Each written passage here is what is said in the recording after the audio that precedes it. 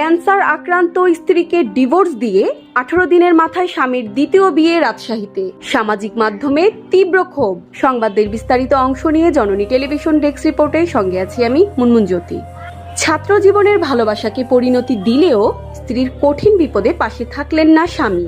বিরল ব্লাড ক্যান্সারে আক্রান্ত হয়ে যখন এক নারীর চোখ নাক দিয়ে রক্তক্ষরণ হচ্ছে, তখন চিকিৎসার দায়িত্ব না নিয়ে উল্টো তাকে ডিভোর্স দেন ওই ব্যক্তি। এখানেই শেষ নয়, বিচ্ছেদের মাত্র 18 দিনের মাথায় তিনি মেতে ওঠেন দ্বিতীয় বিয়ের উৎসবে। নির্মম এই ঘটনাটি প্রকাশ্যে আসতেই দেশজুড়ে নিন্দার ঝড় উঠছে।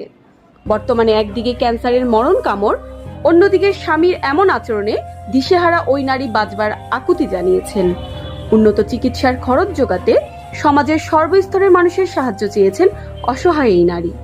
নেটিজেনরা এই ঘটনার তীব্র প্রতিবাদ জানিয়ে যুব সমাজের নৈতিক অবক্ষয় নিয়ে উদ্বেগ প্রকাশ করছেন।